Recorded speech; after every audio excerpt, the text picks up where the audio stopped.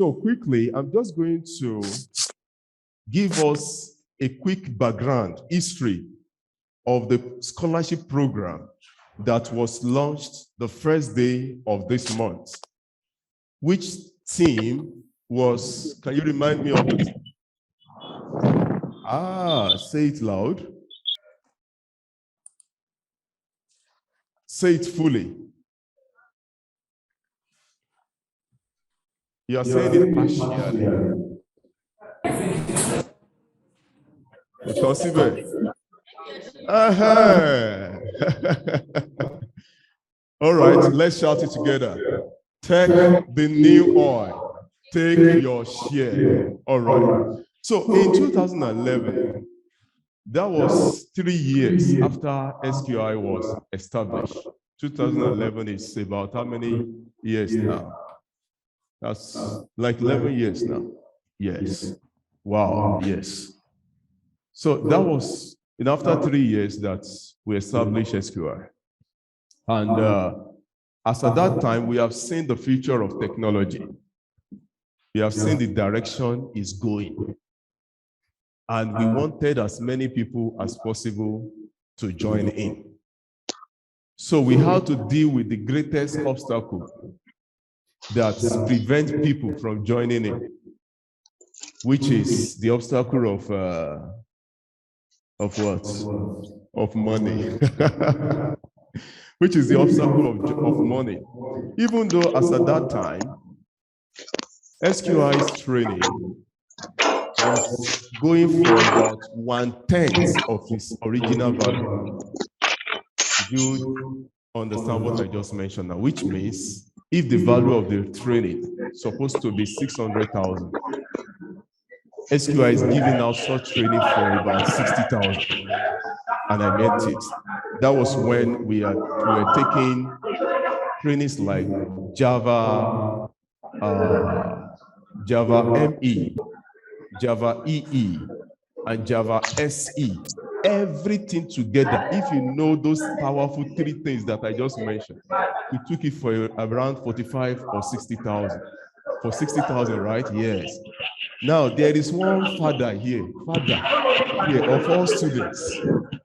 The first person that applied to SQI when SQI got to Humosho in 2008.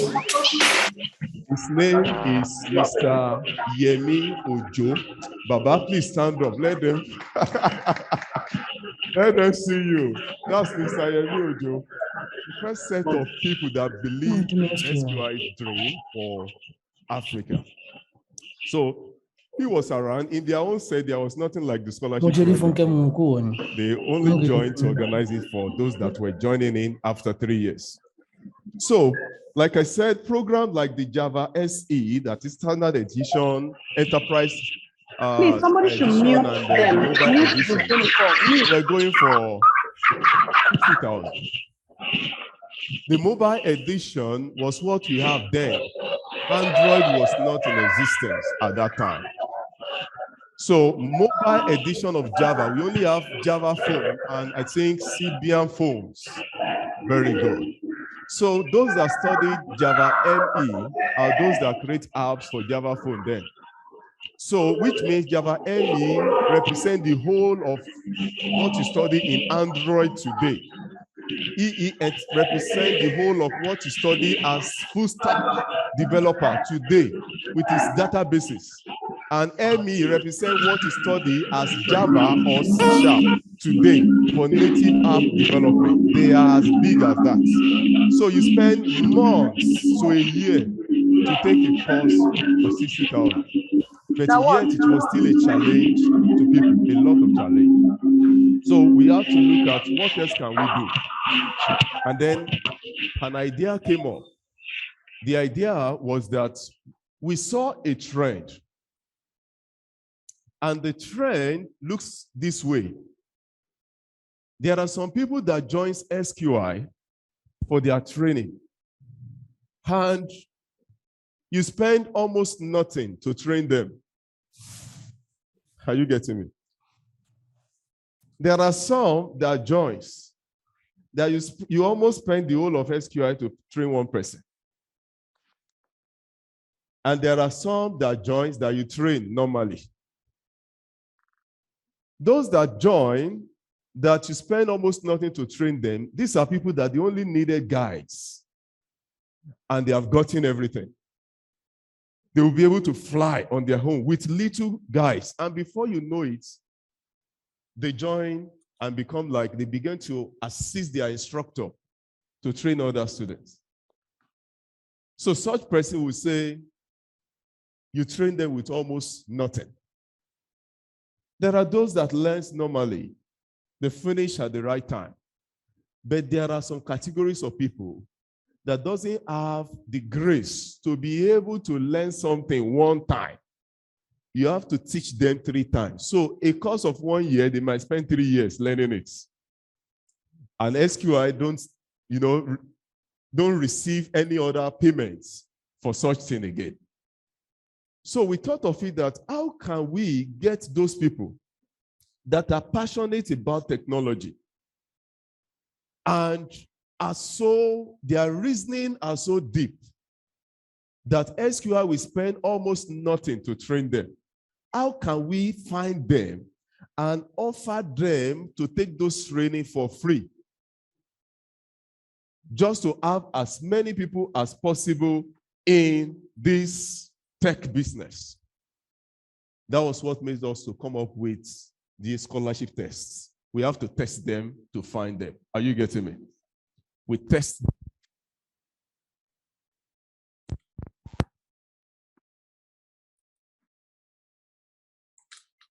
Are to be logical tests, logical reasoning tests. The logical reasoning test helps to find people with deep reasoning so much that you will need almost nothing, to train such person. So if SQI offers such person a full scholarship, then the person actually deserves a full scholarship. Are you getting that?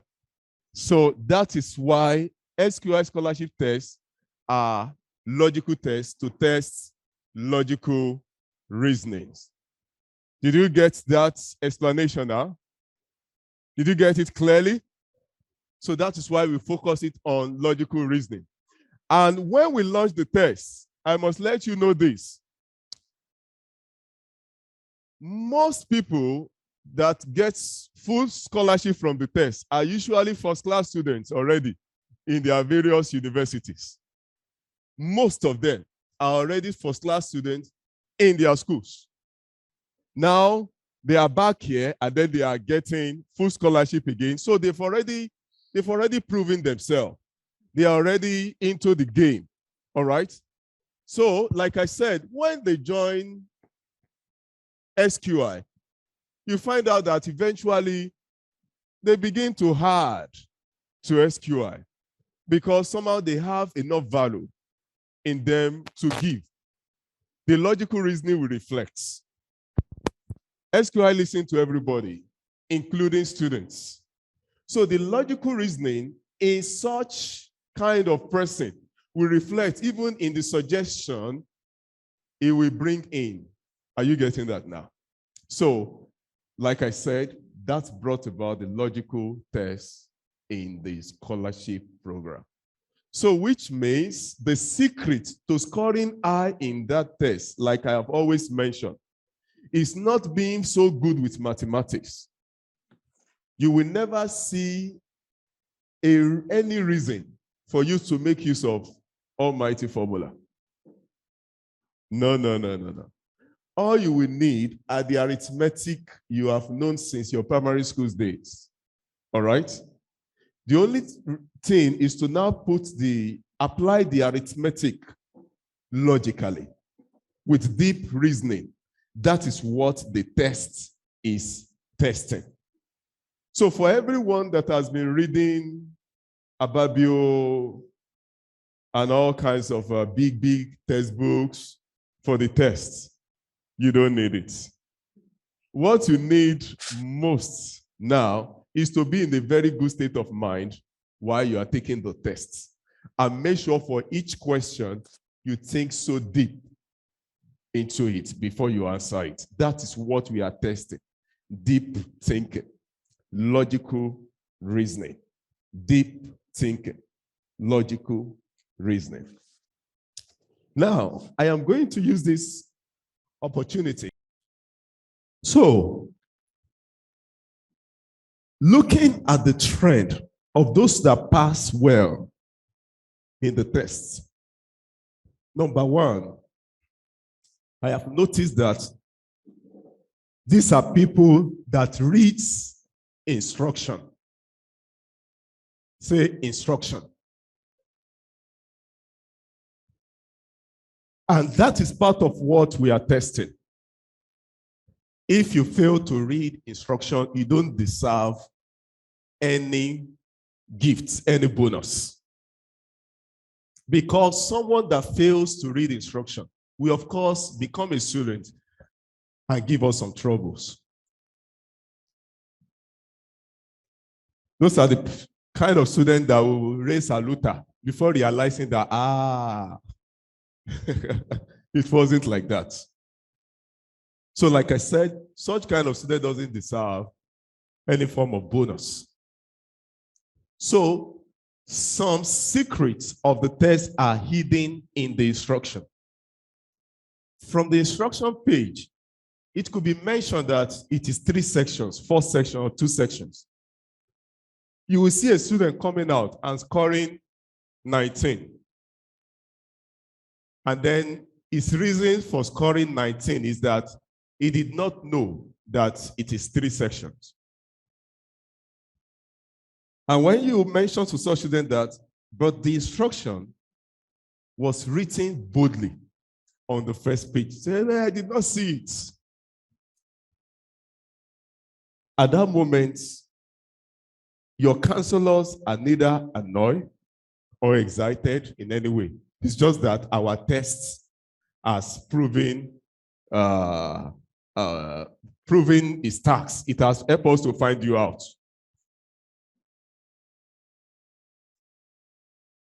But on the same seat, you will see another person sitting there and correcting the other fellow and saying, but it's 3 sections now. By the time you ask for the score of that one, you'll be hearing a very good score. He began his winning from reading instructions. May I ask this morning, the last device you bought, electronic device you bought, did you read the manual? You are laughing, eh? Okay. Don't let us use that. The last software you used, did you use did you read the terms?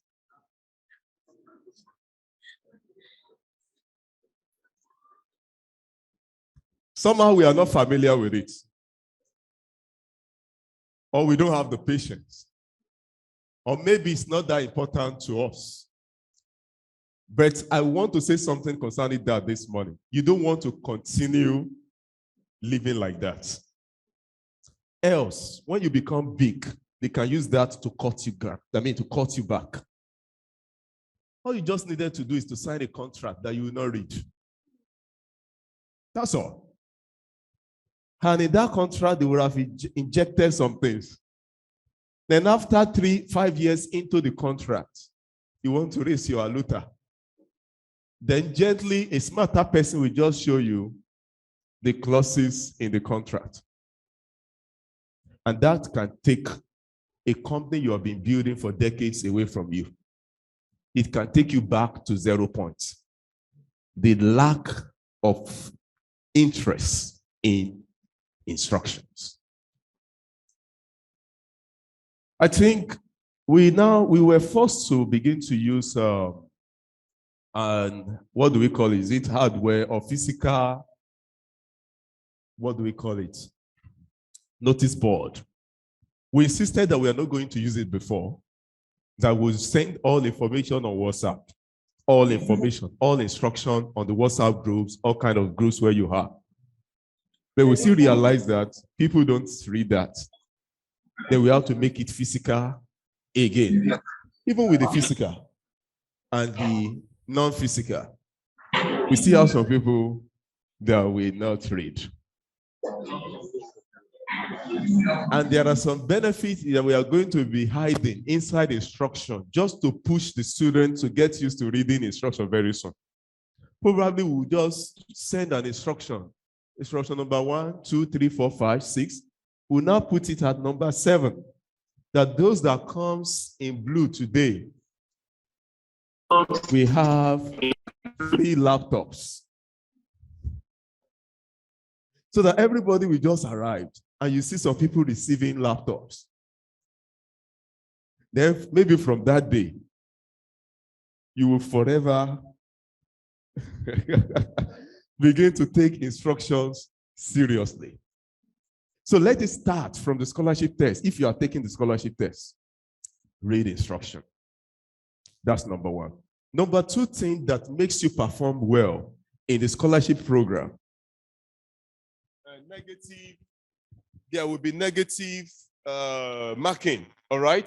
Maybe for wrong answers. You can ask that question to confirm. Once the answer is a no, why don't you go ahead and make sure the last 1 minute you select the questions you do not have time to cover. Select an option. If it is 1 or 2, you will still luckily find something. When you learn how to do that, maybe it will open your mind to also be able to get the best out of Nigeria. As bad as it is, it has its own opportunities. I am telling you, and there are many. I don't know if I have shared with you before a story of a friend in Canada that she came up with an idea of a business where she will be cleaning shopping carts for supermarkets for just $1, a Canadian dollar per cleaning. And she sees it as a very, very good business idea. She was excited, ready to launch into business. She thought she was in Nigeria. Ready. She wrote the shopping centers and they were ready to give her the contract to be washing the shopping cart for $1 per shopping cart. But when she wanted to start, that was when she realized that there are too many things she needed to do before you can begin to make a cent in those countries, a cent. In Nigeria here, if you put a kiosk outside there, selling whatever, phone accessories, nobody will knock at your door. And you do not see that as a benefit. Something to explore. So in life, generally, starting from the test, you get to make sure you get the best out of every situation, the best out of it. Some people are in SQI today, although we are going to be fishing them out very soon. Hi. Hello, Helene. Can you hear me? Yeah. Yes, please. I can hear you. Yes, Helene, it's so nice hearing your voice again. Yeah, thank you. Thank you, Mr. Yen. Thank you, sir. Was the last time you attended a class at SQI? The last time I attended a class at SQI was before my pre-NYC, and that was in 2015. Around 2015, September was like my last month. Your last month, wow, you remember your last month. Wonderful. Okay, can you remember your first month and your first year at SQI? Oh, sure. My first year was 2011, December 2011. Wow. Yeah. Can you remember the theme of the scholarship test that year? Did you come in through the scholarship program? Yes. I came in through scholarship program that year. And I came in through 50% scholarship. Yeah. I remember that I had 50% scholarship, yeah, that year.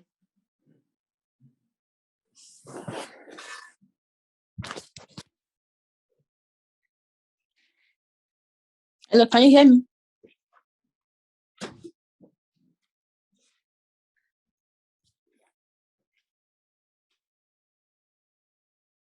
Hi. Helen? Yes, yes. Can you hear me? Am Can I you still remember the audible? team for the year? The team. The team for the year. If you remember, I promise you. No, I'm not sure. I'm not sure I remember the team for the year. The gift I wanted to give you was a car. Ah, The no, team I didn't remember was the team. having a rewarding career. I didn't get that question. The team was having a reward. Okay, having a rewarding career. Should be told that I no. I could not remember that.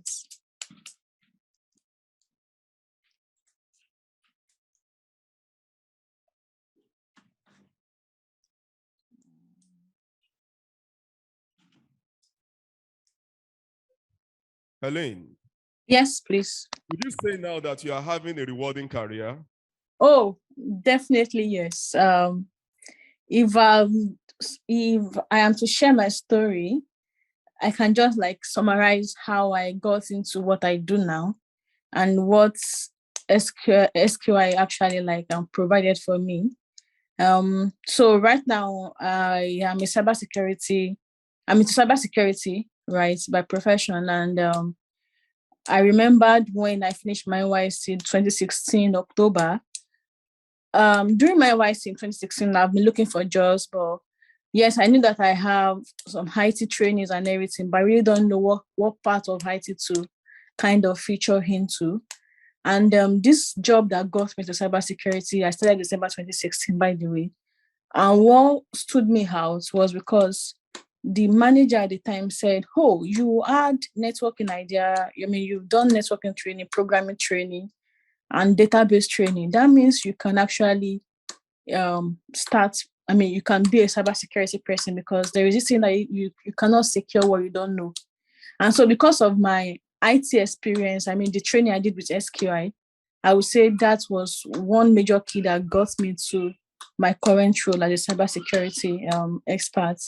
And sincerely, when I moved to the UK 2020 November, I was supposed to, I mean, looking for a job, and I got the job within 2 weeks. And what really helped me was because I can code. And I said, "Oh, I'm not an active, I mean, I don't code actively, but because I understand lines of code, when I see a particular lines of code or something, I understand what it does." And that's also landed me a job in the UK. Yeah. So I'd say, should be told, yes, I got a rewarding career from all the training I did with SQI from 2011 to 2015. 4 years, yeah. It's like a degree on its own, yeah. Wow.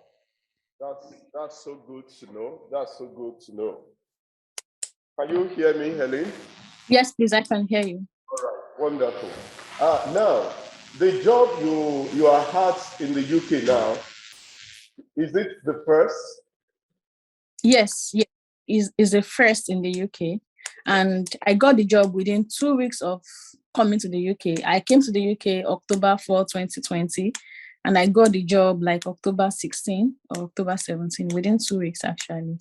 And it's the first, and I'm still enjoying working with the company, so I don't see myself leaving. Of course, you enjoy working with the company.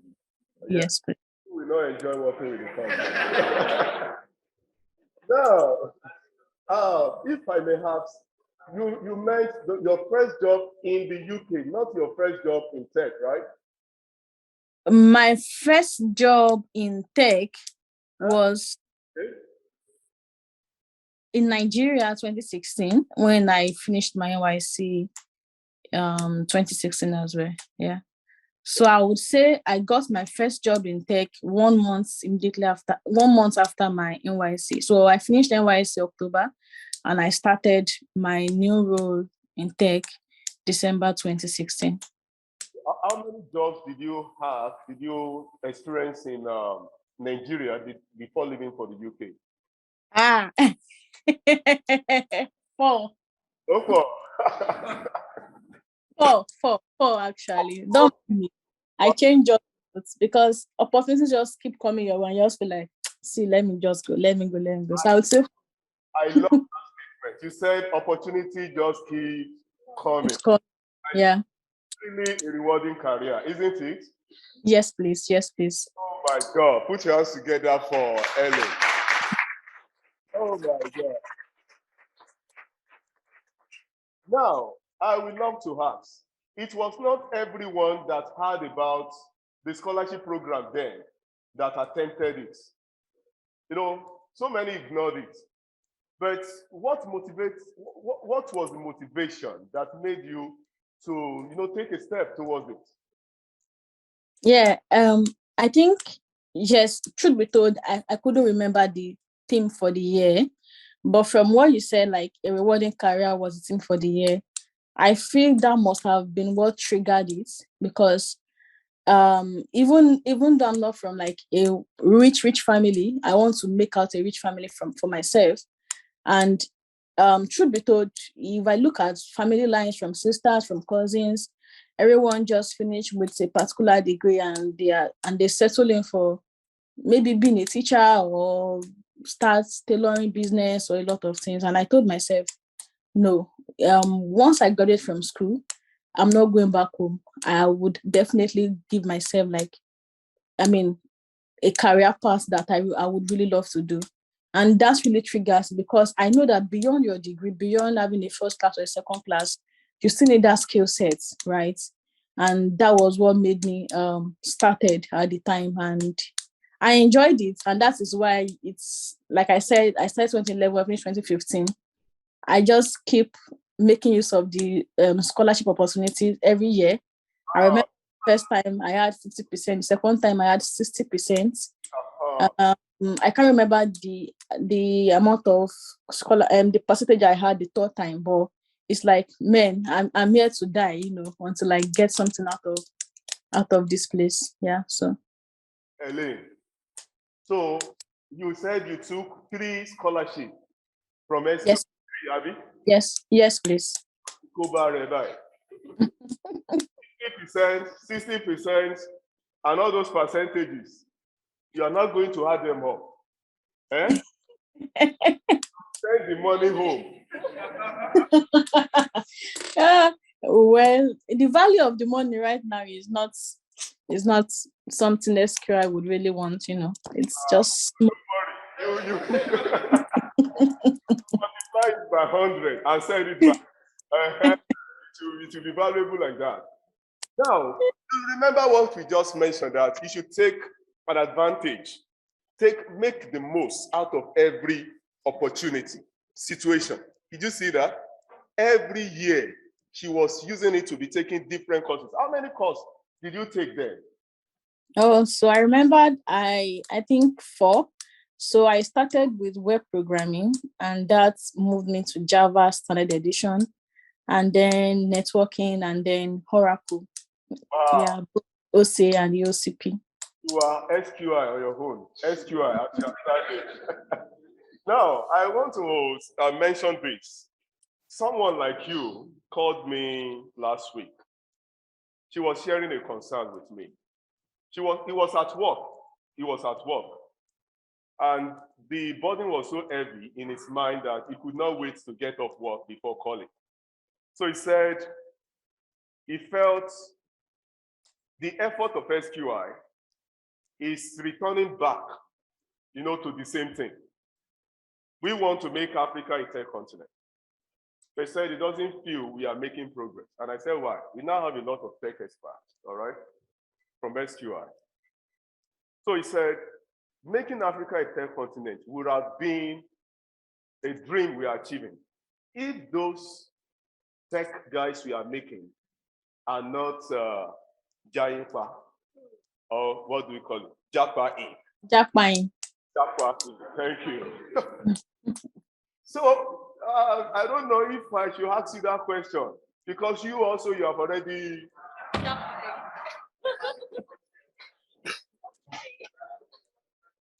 What do you think SQI should do with all this Japa mode?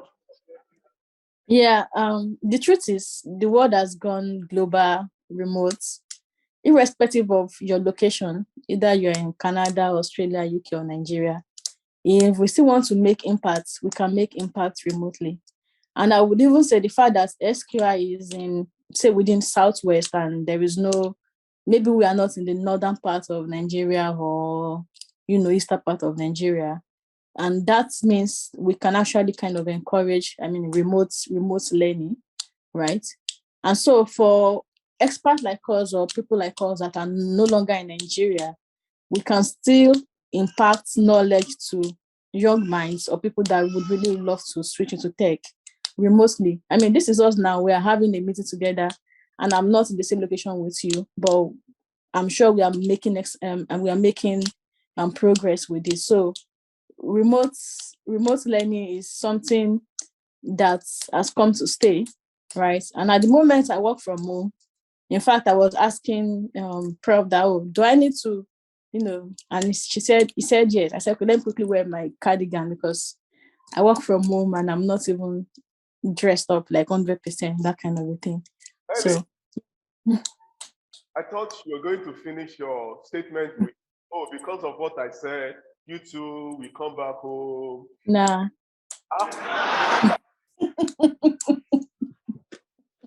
No. Maybe in the not nearest future, in the farther future, when I'm 60, 70. Future. not nearest future, farther future. Oh my God. Now, when I told your colleague that I said called me, he gave his reason too, and one of the reasons he gave was that the highest amount you can be paid here in Nigeria, if you are having a remote job from a country like UK, Germany, US, is about $3,000. Let's say on an average, $3,000. But when you now get to know about how much developers like yourself that doesn't do much, you're at home. The ones in Lagos, they are still in traffic. With Eddie, yeah. Get to job, to their working place, they work, then they go back again. None of them has that opportunity. Now you see people like Eileen, just touching one button, and being paid like $10,000. And me in Nigeria being paid $3,000. What advice will you give me to remain here? You see now that you cannot talk again. No. I can talk. So the truth is, yes, say for instance, I'm earning $10,000 here in the UK, and okay, let's even say pounds, and you are earning £3,000 in Nigeria. The cost of living here is crazy. True. I want to come. Okay, I'm listening to you. Okay, truth be told, the cost you spend on house rents, daycare, it's crazy. And in Nigeria, okay, I had my baby recently, and cost of daycare is like, oh God, how I wish I have people around and that you can just keep your baby with. And but in Nigeria, definitely I have grandmas, aunties, uncles that I can actually take my baby to, and they will take care of her. So if I'm the kind of person that earns £3,000 in Nigeria, and I live in Nigeria, that means it's a remote gig. That means I can stay in a very internet power supply. Okay. I give up. Oh my God. Anyway, you had some good points. You did not even mention about tax. UK tax about 45%, taking half of the money away. And how much buy something like Milo there? Milo refill there. Oh, I remember that I ordered Milo for the 900 gram. The 1 kg. Yes. It's £11.99. £11.99, right? Yes, please. £11.99 in Naira. That's around 9K. Thank you. That's around 9K. Thank you. So at least you have some few points to make you stay. So I hope with this now, you will agree with me that it is better to stay in Nigeria. All No. in short, Eli, why are you contributing? No. If you have the opportunity to move, please move. Well, anyway, I must tell you, aside insecurity, I enjoy every other thing in Nigeria. If it's about power, get solar. You have stable power, and you feel like you are in the UK, especially in this period when we have a little cold. What you see, we say it's finished now. Look at our room. Our room is just like as if she's in Lagos. True. Eileen is nodding. She's in Lagos, but she does not want to be in Lagos. Anyway, thank you, Eileen, for having. Yeah. Do you have any word you like to give, to people that, still don't understand the value? Yeah. Yeah, true. That tech has. Truth be told, I never thought of relocating. Truth be told, my highest goal is getting a job in Lagos, because I was not even like Lagos-based person. And in fact, that getting a job in Lagos is like, even though I get a job in Lagos, where do I stay? I don't have families, accommodation issue and everything. But I just keep on pushing. Like I said, I don't know what part of IT I need to kind of, venture in. So I think right now it's much more easier because, I can do cybersecurity, I can do this. You can actually kind of define like a career path for yourself. But then it was just like, okay, let me just learn anything IT and I would make do of whatever IT job I get at first, and then I would build on that. So I would say it's not that, Ellen just jumped from SQI to this. No, the journey has not been easy. But one thing is, I keep on learning. Consistency is the new speed. I write exams, I failed exams, and I will rewrite again because, okay, I know what I'm chasing. I know what I want to achieve in the next 2 years, and I keep at it. So I would say, don't give up. Even though you don't have money, like seriously, I don't have the old money to pay SQI then. But like I said, I took advantage of the scholarship and I started with something. And yeah, just define a particular career path or a goal for yourself and just focus on it. It is expected for you to fall. When you fall, rise again. When you are tired, rest, take it up again, and just keep pushing till you achieve your goal. And once you achieve a goal, set another goal for yourself again, and another higher goal. And that is what life is all about, really. When I say, okay, I want this today, when I get it tomorrow, I set another big goal and I chase it. And before you just feel like you just keep living. And with God's grace, God backing you up, you definitely attain the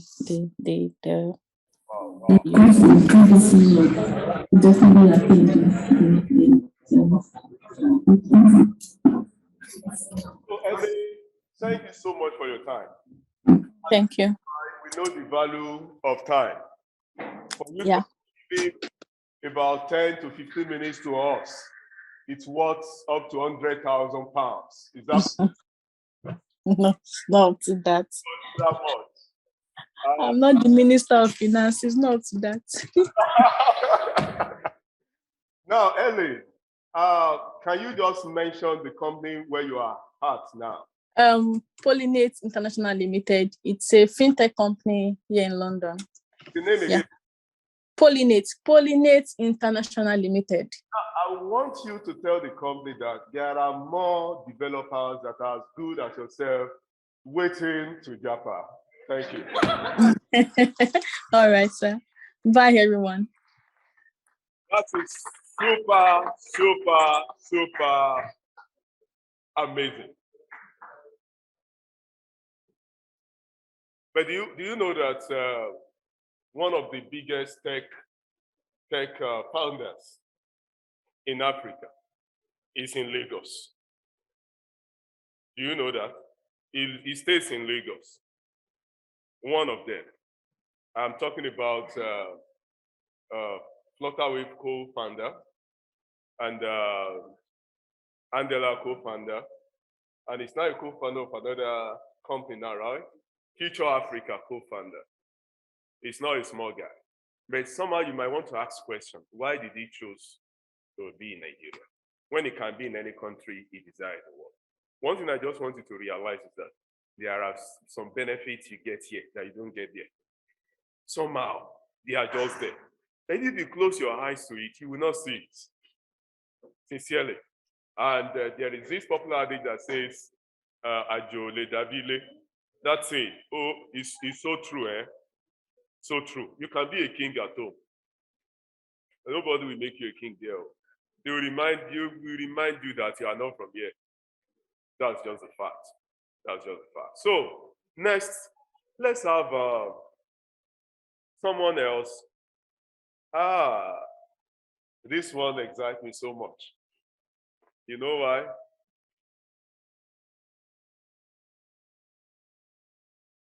It proves that you are no different in ability in comparison with any other colleague of yours in this same industry anywhere in the world. In January 2022, Abolade Mayowa, popularly known as J-Boss, he studied Java at SQI, so he's known as J-Boss, was engaged by Google as a senior software engineer. Not junior, not intern, senior. He's your Baba. Google Baba, are you here? Boss. I like this, your voice. You're welcome. Can I have your... Yeah, I'm here. Oh my God. Oh my God. I'm with you, boss. Of course, I'm with you too. The students here were scared with your face. Who has upgraded your face? This is not the... Yeah, good to see you too. It's not the version I knew when you were in Nigeria. Oh, really? So give us your welcome. Can you give us a brief introduction of yourself? Oh, well, my name again is Akitomiwa. Uncle Emi likes calling me Mayowa. My wife also likes calling me Akintomiwa. But my friends call me J-Boss, probably because I write Java a lot. To be honest, I really don't have much to say because Ellen has said a lot. But all I will still say is I'm just myself. I'm a student. I was once a student at SQI. And one thing I could say about SQI is SQI, I mean, one of the greatest things I took away from SQI was great attitude, being committed, commitment. Hold it. Did you hear that? He didn't say one of the greatest things he learned was a language. He learned Java. I think he's very good with Java. You're still writing Java at Google, right? Yes, we trust. He didn't say one of the greatest things is Java. He said one of the greatest things is what? Commitment. In your own days, Mayowa, we do not have mind talk. Honestly, there's nothing of this at all. There's nothing like this. Right? Yes, sir? We only meet. Yeah, definitely we meet. It's just like some collaboration sections. Yeah. So the commitment you learned, you must have struggled just to learn it from maybe colleagues and your instructors and the likes, and from the challenges given to you. Yeah, definitely. Those are because to be honest, everything is not quite easy, but there was no loss of enthusiasm. That's the commitment. Because I mean, there's this popular saying that the person will give up, na info call. So you just have to be dogged and be resilient. So if that commitment is learned from, I mean, Okemi was my instructor. He's still my boss. I mean, so he's still my instructor anyways. So, I mean, you always come to class and instill that spirit. I mean, every student should have that. It's not something we all came to this world, I mean, null and void, empty. But here, the advantage you stand to have as an SQI student is learning is even, in fact, learning is just like 2% of what you need out there.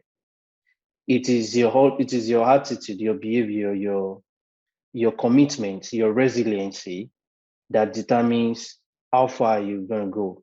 Because if you keep having, it was yesterday or day before yesterday, I was sharing with on my status on WhatsApp that I was then so ignorant. I mean, some years ago, I used to think only white folks are those that write programs. I mean, they can build games and all. And I'm very, very inquisitive and so curious to knowing why. So, I mean, I do disturb on KME a lot with questions, with things that are relevant, things that are irrelevant sometimes. It doesn't, I mean, to me, I'm fearless when I'm asking questions. So I also want, I think students should also try to inculcate that idea. It could not make, I mean, it might not make sense at the time you're asking it, but okay, I mean, your instructor is always there to process and smile. I mean, that's what OKME would do. We would just smile and smile. Don't worry. When you get there, you will know the importance. So when you get there, might looks like maybe some weeks time, a month's time. But if you're not committed and you're not ready, then you won't get there. Now, you have something important, Mayo, as if you started the program with us. You said something about you asking a lot of questions. Yeah.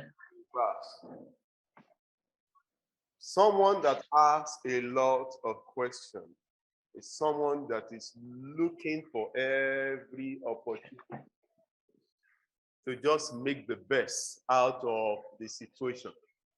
Mm-hmm. He is at SQI to learn. He wants to learn. Part of his time was not being used playing games. I never found you playing games in class, Mayowa. You never did that. Yeah. I never found you watching movies in class, Mayowa. You never did that. You never. I don't know whether you did it at my back. I have PlayStation actually, but I play it at home. But that was not when I started classes anyways. I think it was when I reached the stage where I'm also making like 10,000 naira from projects, 5,000 naira from projects, so I can buy things I love doing. But I mean, there was never a time where I played games in class or watch movies. Now that made me remember. You finished at SQI before you proceeded with your university education. Yeah. And I remember that it was at school that you already have your first job. You were still at school when you already have your first job. Is that correct, or am I missing something? No. That's right. Very good. And I think the job was something that even a family man, even an extended family, can still live with. Now, yeah, someone like you that was able to have a job even while you were still an undergraduate in the university, comparing with how people complain about no jobs those times, even after master's degree, after doctorate degree, what advice would you give generally to people now about this tech world as we are screaming it, and it seems a lot of people are not just getting the point? Well, my advice is a two-way thing, yeah. There's something you used to say. If you might have an interest, but if there is no passion, I mean, you might have passion, but if there is no interest, it's it doesn't go, I mean, at the end of the day, it will be proved fertile. So that is why interest engineering must be probably a department in SQI. Now, my advice is for those who feel, if you are truly interested in tech, I mean, interest, that's a point of interest. That's a point. It's not too late to just start, irrespective of your age, irrespective of your grades. This is a field where, although in some job requirements, they would say first degree in computer science or any information technology is important. I mean, and that's the space SQI is covering. You stand a chance to have your diploma in software engineering. So my advice is, if you really want to liberate yourself from apparent skill deficiencies, you want to be financially independent, and you want to really make a name for yourself. I mean, to be honest, when my first discussion with Uncle Yemi, 2011 or 2012, I think 2011 to 2012 was, I want to be rich. Like, I really want to. My mom would be retiring in some couple of years. Let's say, okay, my mom retired 2013, and I lost my dad at a very young age. So I really want to help my mom. I really want to help my family and be an independent person. Not just because I'm a man, but I just can't see her. She has really tried, and so I really want to be different. I want to have enough with me. And he said, tech is just the way. Unfortunately, you're studying computer science. I mean, I so much trust. Initially I didn't trust his word, honestly. But second thoughts I had was when I had my first job, IT placement, which was in GT Bank in Ogbomoso. I mean, as an IT student, a long 1 year IT, I will be paid 40K per month. I mean, that's big boy. I mean, in Ogbomoso, how much is rent? Lautech then was paying, maybe, was it 45 or 25,000 naira per section? Is it per section? Yeah. So I felt it's gonna be a great deal for me. Like, but I joyfully, because of my relationship with OPME, I spoke with him like, boss, I don't get one offer for GT Bank, 40K per month. He now said I should calculate it. I said that's like 480K in a year. Yeah. He said, Mayowa, that's good. But do you know, you'll be so good at counting money within 1 year. Like, even machine would not be as good as you are. I felt ashamed. Like, at first I thought he wanted to eulogize me for getting that thing, and I never knew he's just about to whip my ass. Anyways, he said 1 year counting money, you'll be more faster than machine. But how have you ever thought of doing this same thing in tech for 1 year and see how your life would transform positively? I had to go back home. I remember that was November. I had to go back home, discuss with my mom, and I had to let go of 40K and subscribed to his advice. I mean, it is what it is today. So what I would just say is, if you really want to liberate yourself from apparent skill deficiencies, you really want to be different. Wow. My mates then were studying, different courses. But I really don't see, to be honest, at that time, I don't know what computer science is all about. But I just want to be different. Like, if they are saying if they are saying jargons in their field, I also want to come out and be saying jargons. I want to be saying garbage collection. I just want to be saying jargons, just to be different. Wow. So my advice is just, if you really want to liberate yourself, and because this is just the beginning, tech evolving. I mean, the paradigm shift in the way there is demand for tech experts is really, really going up. So, and Mayo, if you can keep the momentum, then let me ask you a yeah. question.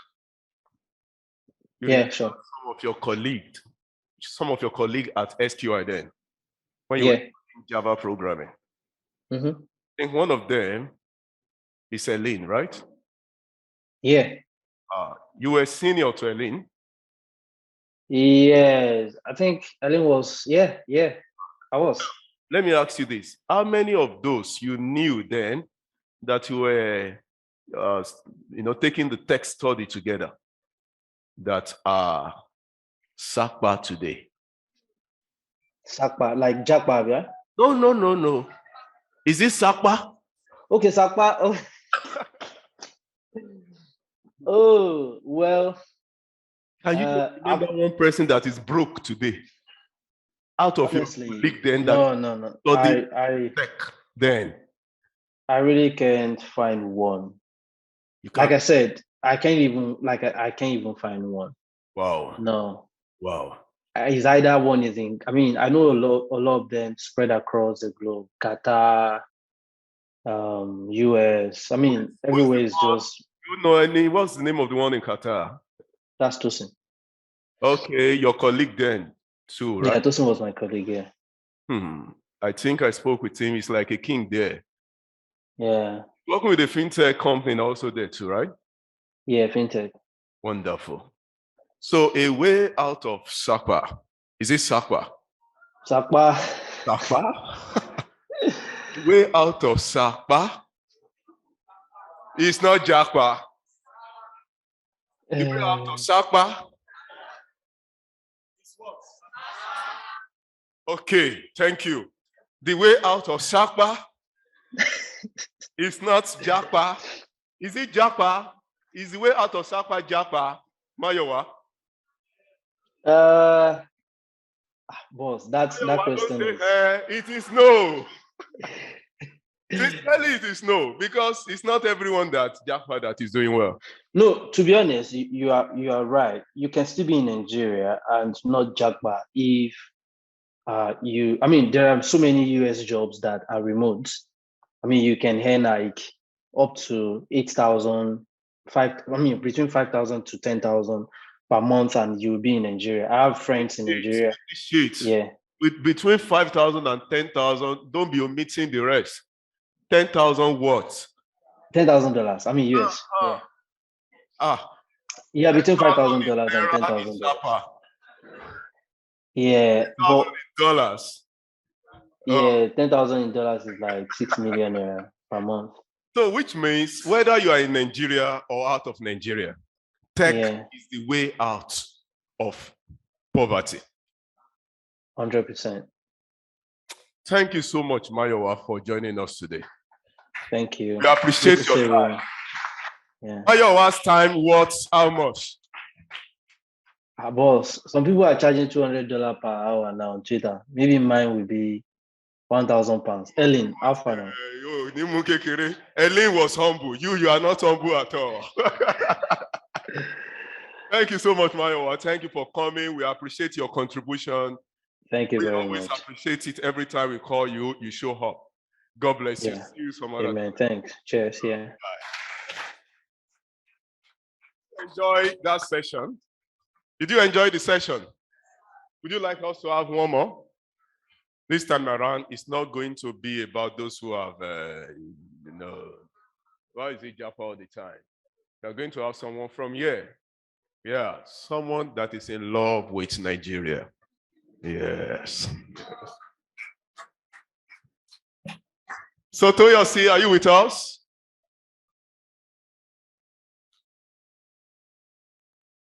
Oh, Yelayo, Toyosi. Oh, you're welcome.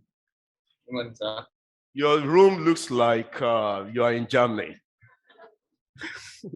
Are you in Germany? No, sir, I'm in Nigeria. There is light there. There is light at the back. It's not never light. It's not never light. It's not never light? It's not never. Why do you have to say that out? Should have just, kept ours, Abba now. should have kept it secret. Toyosi, please introduce yourself. My name is Adeyemi C. I'm a software engineer. I got into SQI in 2017. So I'm not going to say I left SQI. So I'll just say I got to SQI in 2017 because I'm still part of SQI. And then I'm a student. I graduated from LAUTECH too. I was a student at LAUTECH. Now, Toyosi, did you come into SQI through scholarship too? Say the truth. Okay. No, when I started, it wasn't through scholarship actually. It was scholarship? It wasn't through scholarship, but I wrote the exam while I was in then. So I got the scholarship for another, it was called quarter then. I got the scholarship for another quarter while I was in. You did what? Take that again. I said I did the scholarship. I was already doing the first quarter. Okay. When I did the scholarship exam then. Okay. But I did not, when I got the scholarship, I did not eventually use it because I was given it wasn't based on the scholarship test. I was given another scholarship that allowed me to run the whole quarter. I don't know if you can remember. You used it to run the whole quarter. What was your percentage then? I think 60 or so. 60. Yes, or 65. I'm not sure. 60, 65. Please be precise. Yes. Because you will pay it back. I'm just kidding. Now, how much would you say that has been of a benefit to you on your career now? Would you say, wow.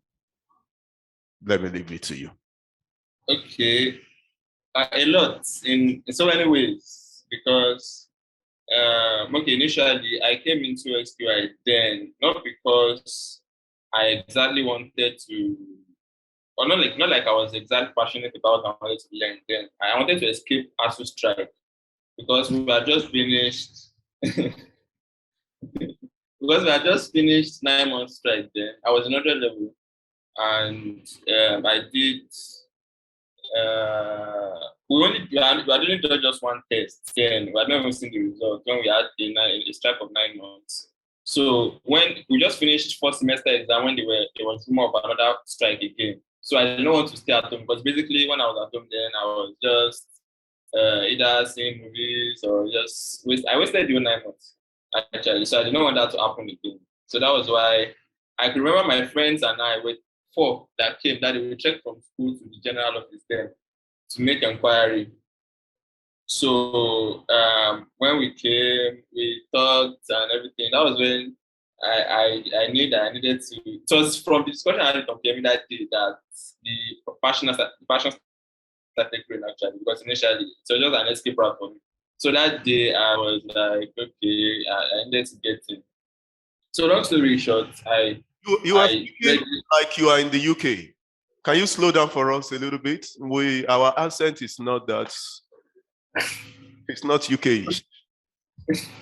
So I decided to register. I decided to register that day, and even that day, okay, I mean something for me that day. Well, I don't know if I remember. No, let me not say it. So I registered, and since then, I could say because I studied computer science in school, and I wanted more practical knowledge along the line. So I can really say that basically, virtually what I do currently, the application of the knowledge and everything, the foundation was from what I gained at SQI then. So it was really, in fact, a lot of times when I think back, I try to imagine if I did not go to SQI that day. I just try to imagine what would have happened. Maybe I'll be carrying a folder jacket up and down, looking for maybe computer science job or something, computer science teacher job. You're trying to say thank God for the strike? Yes, because if there was no strike, I wouldn't have gone to SQI then. I don't think I would have gone. Do this, the student here now be saying thank God for the strike? Well, it depends. So if they are using it, if they are making use of the period properly, yeah. So since they are in SQI currently, yeah, they can say thank God for the strike. That is wonderful. Now, I want to ask you this question. I think there are 4 of you that came to make an inquiry at SQI the day you? Yeah. 4. Yes, sir. You were the only one that registered. Yes, sir. How come? What happened to the other 3? What made them not to proceed? And why did you proceed? Okay. So, the major challenge then was money, based on what they said. For me too, it was money. I did not, because that day I had 10K in my accounts. I could call it my life savings because I'd been saving it for my secondary school. So I called my dad that day to tell him about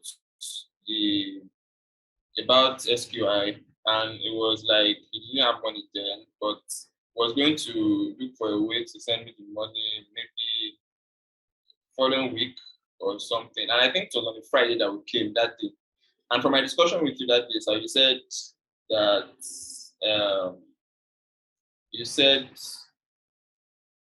I can't remember what you said exactly.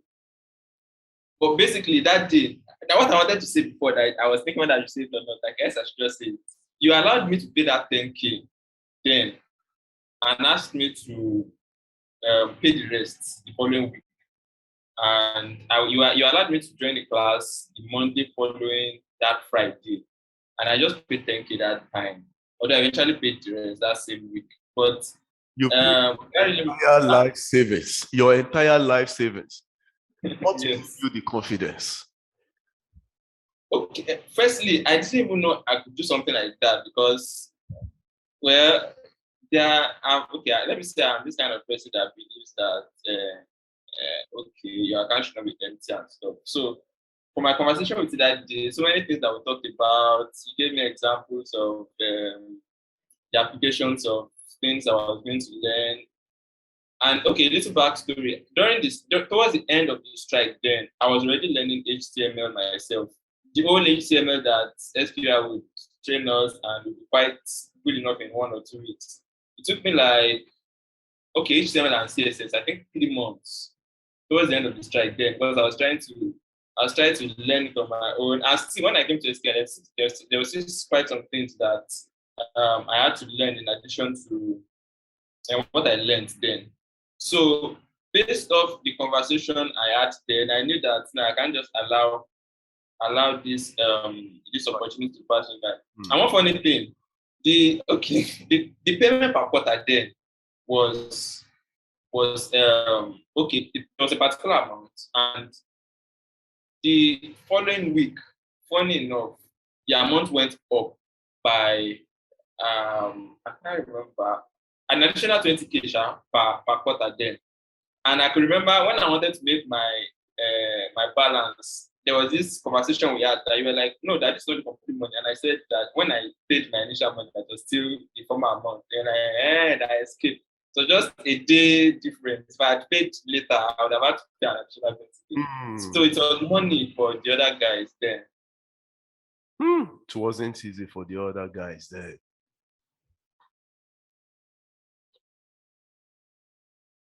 So you see, let's move on. Your first job outside SQI. Should I mention the name? Or you don't want me to? No, you can. Your first job outside SQI was with InterSwitch. Yes, sir. Correct? Yes, sir. You were still in school then. You were still a student, right? Yes, sir. Yes, sir. You said something that makes so much sense to me. You said you didn't apply to InterSwitch. Is that correct? Yes, sir. Yes, sir. You said Interface saw a post of yours that you made on Twitter about a software that you built, you're making it simple for people to use the assistant software, and they reach out to you. Yes, sir. Yes, sir. What do you feel about that experience? How do you feel? How do you feel about it? Well, it was a great experience because, okay, firstly, it took, okay, I don't know how to, okay, so let's say from the onset initially, it took a while before I could really admit that, okay, I was a programmer in a sense. And I remember there was this day, we were still at general office then, when there was this school, secondary school, that had this program. It was, I think, like an end of year program or something. So they invited SQI to deliver a speech, to like encourage the kids and tell them one or two things about tech and everything. And you said you wanted me to represent SQI, and what you said, you're like, when you get there, tell them you are a programmer from SQI. My mind, I'm like, wait, so I'm a programmer. So at that point that it occurred to me that, yeah, truly, I think I'm a programmer. So when I made that post and somebody just reached out to me that I'm so person from so place, that I really like what you did, you made it very easy for people to use and everything. I was like, wow, that's really nice. And what really spurred me to do that thing then was I saw a post by Prosper where he built something similar for, that's Prosper, tell me why, he built something similar for Paystack. So I just decided to do something like that. And it made me even appreciate more some of the things I could do then. So it was really a very nice experience. Wow. Toyosi, Yes, thank you so much. Thank you for believing in SQI. Thank you for believing in yourself. Thank you for making us proud. I now understand. I got to know that even InterSwitch is too small for you now. Don't let us go into details. Thank you for coming. Thank you for your time. Your time was dollars, not naira, even though you are in Nigeria. Thank you for not jackpotting yet. And I trust you that you are not planning to jackpot. Sir? Please off the mic. Thank you so much. Toyosi, bye-bye.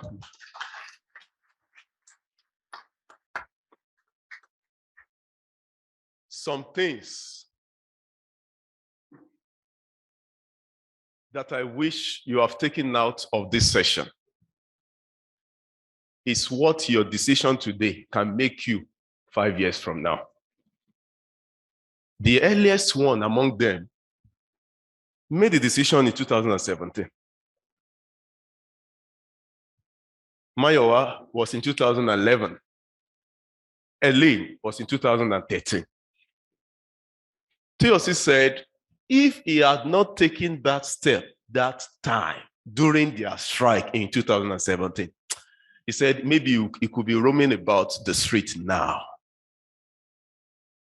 Now, I want you to take note of something. Their decision was not just to join SQI and learn about tech, becoming a tech expert. But after joining, they joined well. I can say I am always proud of these guys. There are so many other people I've been seeing there. I have seen, I think I saw Bello Samuel. I have seen, what's his name again? A.Y. Lala. You see, everybody knows A.Y. Lala, you see? Which means when they were here, they made an impression. They didn't just come around to learn tech and make bad impression that nobody even wants to associate with them again. They made great impression that if tomorrow there are opportunities greater than what they currently have, SQI will be proud to connect them with it because they will never disappoint. And please take note, those are the things we teach you in Mind Talk all the time. The way you relate, the way you deal with people, integrity, importance of soft skills that you do not really think really matters.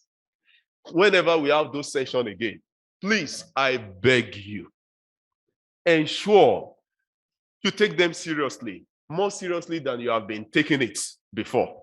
Ensure you do that. So at this point, I am going to close my session and leave it for my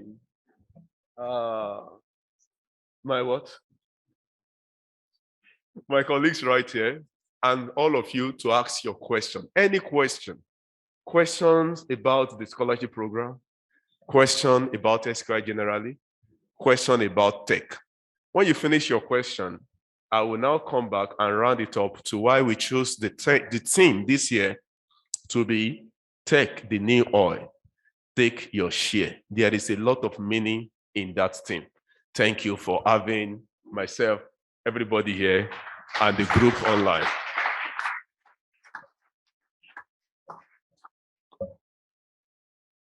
So, do we have any questions from anyone?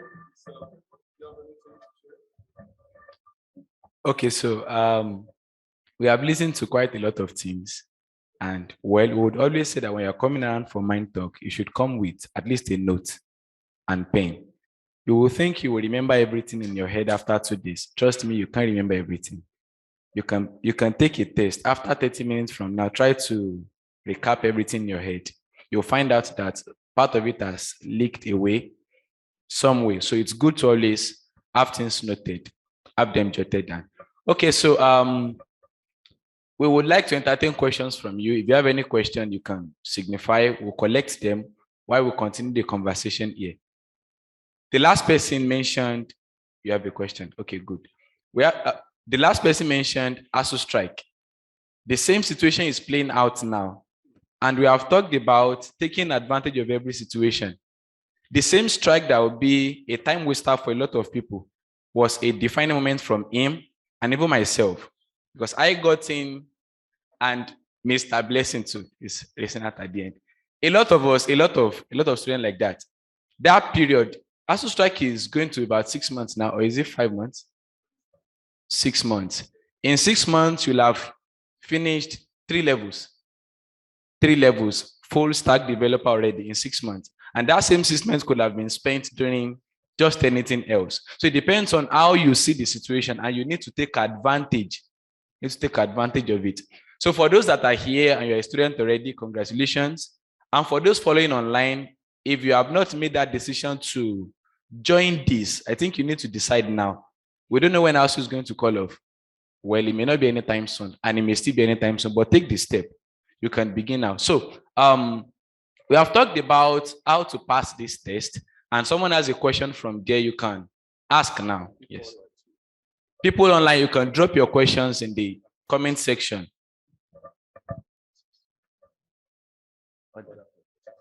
Yes, from other campuses, Dugbe, Iwo Road. You can drop your questions or answer them now.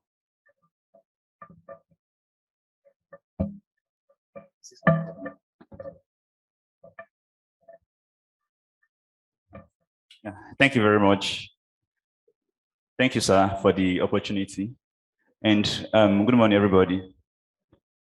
I am Oluwafemi Yenira from Software Engineering Department. And my question goes thus. I've been reading some things on robot and AI. I'm kind of skeptical as to whether our jobs or our impact as programmers is at risk. With the way artificial intelligence is going now, I'm thinking whether in the next 5 or 10 years, we might have a reduction in the need for programmers. So I want to know whether my assertion is true or I'm just mistaken. Thank you, sir.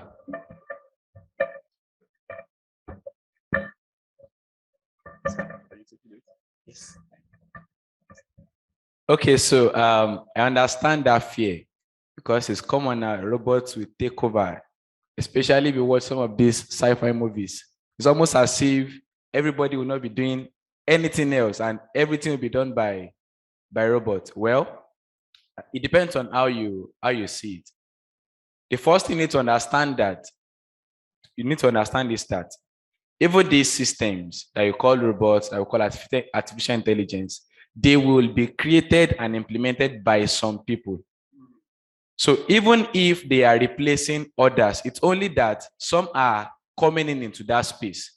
A quick example, look at the banking sectors. The banking sector. Previously, when you go to the bank, you will need a lot of personnel to attend to you, right? So you fill forms, you submit forms to certain people. But a time came when those people are not needed. We would say robots took over. But then if you look carefully enough, you find out that the robots that took over were created by some people. So they can lay off 3 cashiers to hire 1 developer. Is robot exactly replacing humans like that? No. It's not replacing. It's just that some people are filling some places for others. Now, about your concern if programmers will still be relevant in, what's your timeline? 5, 10 years. The answer is, it depends on how you position yourself. Technology we call jQuery. If all you know is jQuery at that time, you are a king. You were a king. You will be so much needed. But a time came when there was a shift. If you decide to stay at that level that time, this year you may not be relevant again. So we can say robots took over your own place. So it depends on how you see it. If you stay while others are shifting, then you can be part of those that will be swept to the other side. So robots will not exactly take over everything. You will just position yourself to be available at that rate. So if you're a programmer, you can be rest assured that you will not be replaced, but it's on the condition you have to shift when that shift is happening. At SQI, we have the course, robotics and then artificial intelligence. So if you want to go, sorry, let me quickly add this. What do you call a robot? If your definition of a robot is one Iron Man with this, that we see in movies now, maybe you have not seen anyone physically, but at least in movies, those iron hands and then some materials moving like that, if that's your definition of robot, it is largely incomplete. Robot is anything that automates a task. When you want to fill a form on Google or they say, are you a robot? Do you think they mean, are you the person sitting down? Is he a physical robot? No. What they are checking is that this guy coming in to use this application, is he human or a script that has been written to process something automatically? So they call that robot too because it's not human, but then it's performing operations. So you can be on the side of be relevant because you are the creator. That is it. So as a programmer, just ensure you shift. When the shift happens, you will not be left out. That's the answer on my part. High five. High five. Everybody, high five. Question online.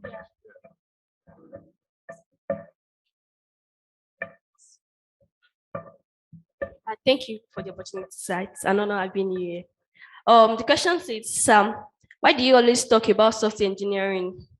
Does this mean there are no job opportunity for multimedia or 3D animation? That's the question. No. We always talk about tech now.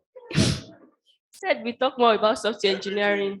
Everything is tech, including multimedia, including hardware engineering. But most people that speak from here are software engineers. So maybe multimedia students too should be joining us. So that multimedia students will be using multimedia as an example too. Did I answer that? You did not agree? Oh, yeah, come and answer your question. Come, tech man. I mean, multimedia man. Come. Are there jobs in UI, UX design, video editing? Are there opportunities there too? Actually, there are opportunities, sir. There are opportunities. You are not saying it like you are sure, like you are old, like what you are studying. There are opportunities out there for you. I'm sure there are opportunities there for me. Who is from multimedia? Yeah, I can say it better. Oh, yeah. You are saying is who will not believe. Oh, yeah. Say your own. He likes to talk more than me, sir. He likes to talk more than Yes, sir. See, they don't talk. That's the problem. Yeah, actually, there are enough opportunities. Talking from what I have seen and what I have heard, I was on LinkedIn some times ago, and I saw this guy. I've forgotten his name, but he's actually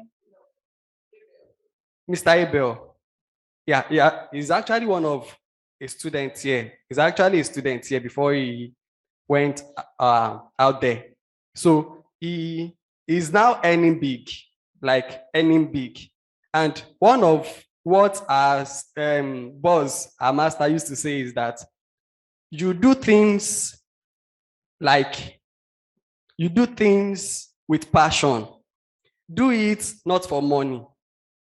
Do it for experience. Even if they are not giving you money, just do it the way, perfect it. Like, do it perfectly. It will later, in future, it might not be now that you are doing it. It will later reflect in your portfolio, one. The second thing is that it will give you more access in the future. Like, for instance, what we have been projecting since, I've been taking note of some names and I've been typing them out. I've been searching for them. So it gives you access to some connections out there. So if you are sending your portfolio out there and they are seeing it, it gives you access, gives you connection all over the world. Put your hands together for him. So he said, don't just be a multimedia student. Be like software engineering student too. Whatever they do it well. They don't work for money. Money finds them. So there are opportunities in multimedia, huge ones, mighty ones, in different forms, though, from software engineering, and some can also be almost like the same. So just like he has emphasized, take that to heart. Whatever you do, just make sure you do it well. And of course, you'll be fine. Do you have something to say to that? All right. Okay, one more question. Yeah. The question is, what's the area of cybersecurity offered in SQI? The area of cybersecurity offered in SQI. Cybersecurity at SQI are split into three. You can take all three if you want. You can go in line of web application security, which is the most popular. The part that secures any SaaS, that is software as a service, any software that runs on browsers. You can go for system security, the part that focuses, of course, on system security. And then you can go for network security, the part that goes for network security. Under each of these parts, you can find so many other branches in it, but SQI covers them all under those parts. And like I said, you can as well combine those three parts together. Is that all? All right. We still have more questions online. The three parts in cybersecurity takes how many years? You can finish everything up in the space of 12 months, everything. But it means it's going to be really challenging. Yes, really challenging. It means you are combining those three branches together. And I feel at your universities, you take up to like 8 courses, 13 courses in one semester, right? Is that correct? So what stops you from taking 3 courses at SQI together? A student had argued it out with me before. You have something to say to that? Say it now. Combine software engineering, combine it with robotics, combine it with cyber security. In 1 year, you are a genius. So it depends on your strength. It depends on your strength, though. But the truth is that if you set your mind at it, you can do it. Any other question? Let's take one from the physical this thing here. Do we have any question from the remote campuses? Okay. All right. I'm Adeyemi C by name. So I actually want to follow the trend of the first person that said that how do we actually position ourselves in this field? Now, the question is, you have actually answered it, that you need to position yourself very well. Then my question now is, how can we position ourselves? Because I've actually asked you the question before and you have answered me correctly. But my people here, I think they don't actually know how to go about it. Please, sir, can you actually explain more on it? Should we process this now, or we have another question so that we can save time? 3, 2, 1. Okay, you can come up.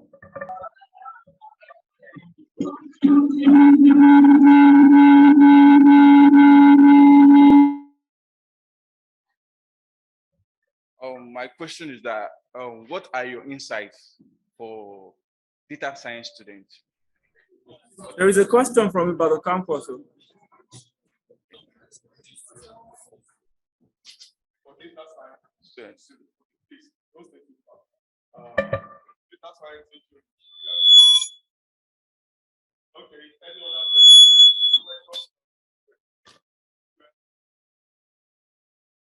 Okay, let's take your question, please.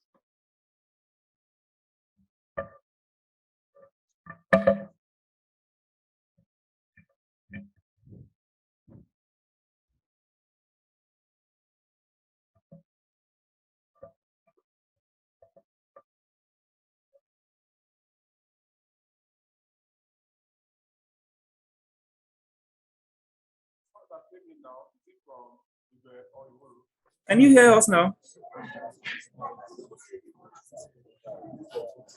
Hello? Yes, we can hear Hello? you. We can hear you. Please proceed. Hello, we can hear you. Hello. My name is Oladu Abdul Kodri, and my question is, for every programming or any tech related stuff, I think the best way to go around it, as I've heard, is by having different kind of mentors and having a specific mentor that you can go to and talk to every time you have any kind of issues about the whole journey. The question is, does SQI have any kind of program that like associates newbies like with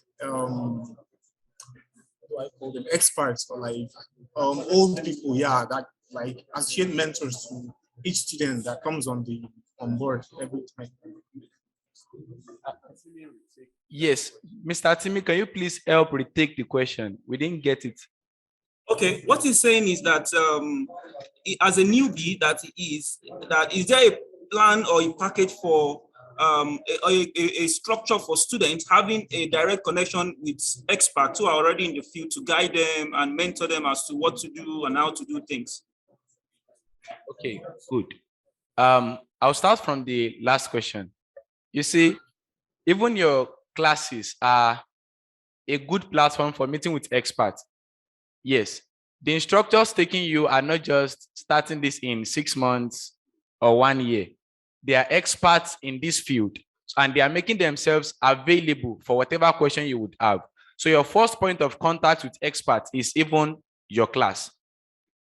Also, you would notice that for every courses at SQI, you have a lot of people that are already experts in that field as instructors and people still around.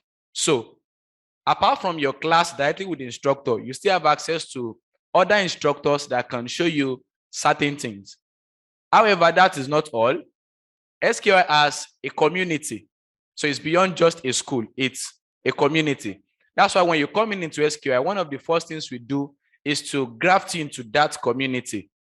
The first outpost of that community is our WhatsApp group. On that group, you may not know, they are silent, but there are experts, tech giants on that group. So it is usually you may not have direct access to them outside of that space. So it's an opportunity for you to drop a question and be mentored on whatever you need in that area. So when you come in and you're added to the group, you don't take it lightly. Yes, they may not be talking every time, but when there's something to attend to, this giant will speak. So when you have issues, you can drop it there and it will be attended to. I would like to add to that. I would really, really like to add to that. Your first line of experts are your instructor, most experienced. So many of your instructor has experience outside of this place. Staying here to give the training back to you is a form of giving back to their own community by themselves. Some of these guys that we interviewed recently had been mentioning and be asking, how can they be parts of instructors here? All right. So you imagine a senior software engineer from Google, a senior software engineer from a fintech in UK training you. The way Ellen dressed, if she did not tell you where she's coming from or where she's working at, you would never imagine, consider her to be an expert. People like Elaine are people SQI placed in front of you as an instructor. That's number one. Number two, Mr. Favor mentioned it now that on the WhatsApp group is the first, what did you call it? Point of contact for SQI into SQI community. Now, he said something very, very crucial. He said that on that group, there are tech giants there. The few that we interviewed this morning are on the same group where you are. Audio. Are they still receiving feedback? Okay, please let's go on.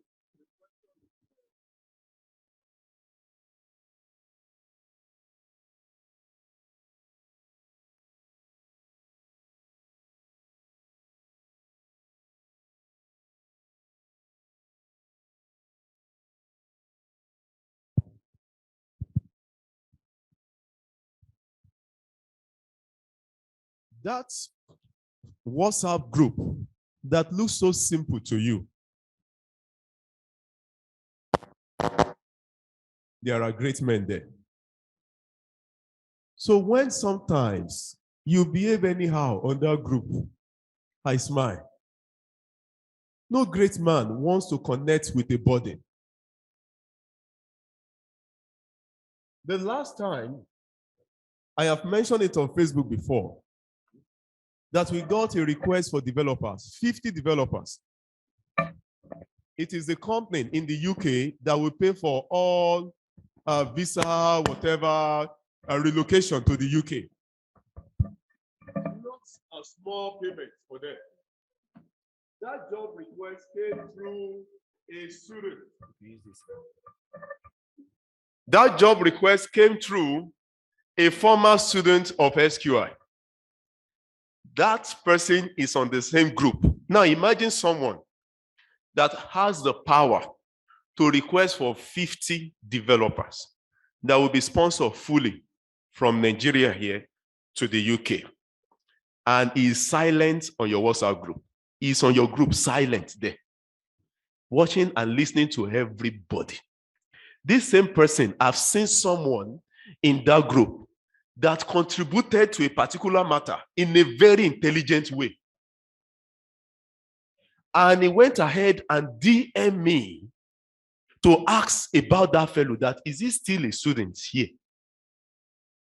He sent a DM to ask about that person. However, there are people that even we are just managing to keep on that WhatsApp group. We are supposed to have kicked them out. So on ordinary WhatsApp group, we are considering kicking you out. Do you now think a tech giant in that place will be interested in bringing you into his space to mentor you, to show you opportunities? So the platform is so big and ready for you at SQI, but it is you, it is in your hands. Connecting with it is in your hands. It's so big and so available. Now, let me add this to it. we have emphasized to each and every one of you to make sure that you go online and make your profile reasonable. And ensure that you mention it on your profile, on your LinkedIn, on your Twitter, that if you are studying, mention it a student at. If you are an intern, mention it an intern at SQI College of ICT. Most of these guys that have gone ahead, people that have studied at SQI since 2008. I am telling you, if I mention, you will just be surprised that, can it be true? They are outside there. Sometimes they are more comfortable working with those that also finish from SQI. Yes. I have someone in international bureaus. International bureaus. He started with Nigerian bureaus before they promoted him. Now he manages like their recruitment process. He said that, settlements apart, he just feels comfortable working with people that comes from SQI. That's why he takes his own developers from SQI. Now, how does he get his developers from SQI most of the time? Sometimes he might just go to LinkedIn and type SQI College of ICT, and he will click on people. That will list out everyone that has SQI College of ICT in their profile. And he will be able to look through, check your project, check your conversation, check your effort, and connect directly from there. Toyosi got his first InterSwitch job from Twitter. They saw what he was doing and connected with him without applying. So the opportunities are there. They are big to take in even people that are far from tech, that are so new from tech. But tapping into those opportunities is in your hands as much as you want. Thank you. You want to continue? Thank you, sir. For the sake of time, we can move on to other questions.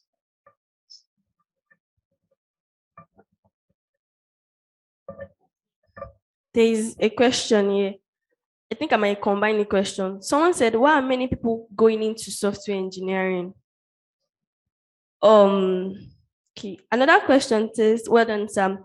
Oguni Akindele Isaac, a medical laboratory science student. As a medical student who don't really know much about computer, I want you to enlighten me on courses SQI Scholarship offer. So the two, and there are other questions too, but they are kind of different parts. We can answer that one first.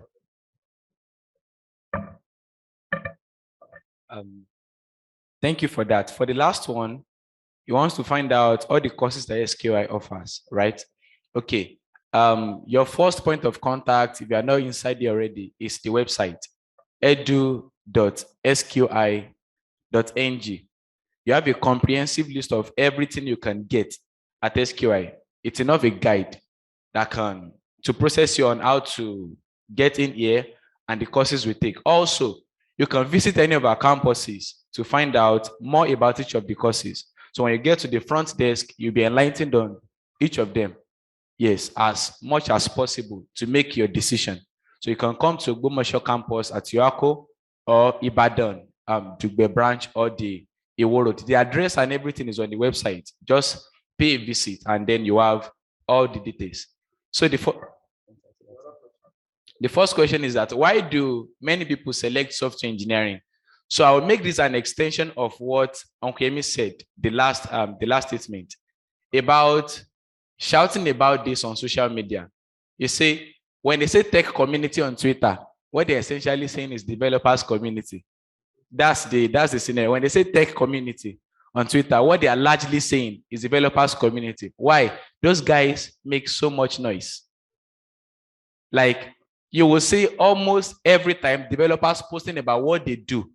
But these other ones, by other ones, I mean our people, the multimedia guys and all, they are humble. That's what they will say.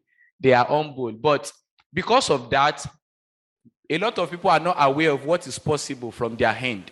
So because you see a developer post today, I made this, I made that, one way or the other is creating an interest inside you. You are not familiar with tech, but you're using Twitter. So merely seeing someone say, a developer created this, worked at this, got this job, got this offer. So those things are already informing you of what decision to take. So largely, part of the reasons why a lot of people put in for software engineering is that awareness. There's so much awareness about software engineering. For multimedia guys, if you want people to select that one, to make the noise, like talk about it, let's know what you do, the things that are possible in that field, people will begin to pick interest in that one as well. I don't know if I've answered the question. All right. Now, for the one for data science, is it data science? Where is Mr. Yemi? What are the what? Okay, Mr. Yemi, please.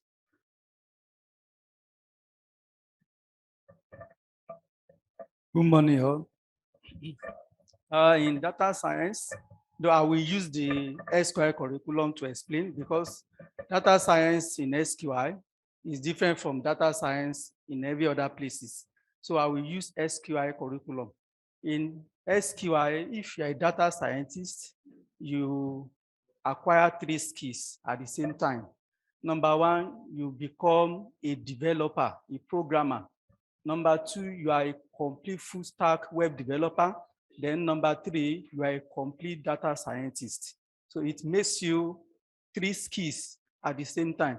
So it means if as a web developer, you can apply to any web development job and get this, if that's where your passion is or where your opportunity is coming from, you can get it from there.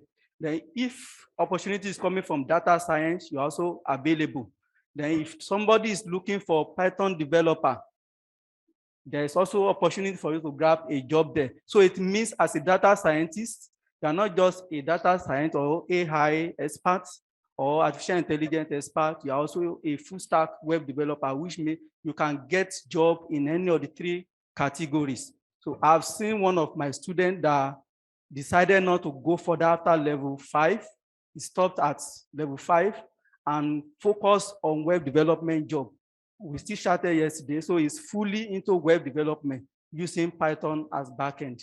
And I've seen some of that finish up to the last stage, and they are working as AI experts in their own field. So it is possible to have, if you go on LinkedIn and you apply or you filter yourself to the kind of job that comes up, you see people requesting for Python developer, remote job everywhere. Very many. If I receive 30 jobs per day, 30 jobs per day. So most of them on Python development or Python as a Python developer, some as a data scientist or data analyst or data engineering, anything relating to data science. And those jobs comes every day. So I do post them before, but I later stop for a while because most of my students are not getting to those. So I normally tell my students, once at level 3, once you have finished your level 3, you are qualified for any web development job, full stack. So you can start making your money right from your level 3. In fact, the money you can use to pay for the rest of your remaining 3 levels if you want to see continue further. So there are a lot of opportunities in data science. And I must also say, the way things are going, as somebody asked the other time, is AI taking up every other job? One of the ways you can also make yourself available, even when AI is taking up programmer's job, is to also become an AI expert so that you can also position yourself as a shift towards AI so that a AI will not take you away when a shift is coming to AI or robotics. So that's also one of the ways you can make yourself comfortable, that no artificial intelligence or robots can take you away from tech. That is one of the things that you can know about data science. Thank you.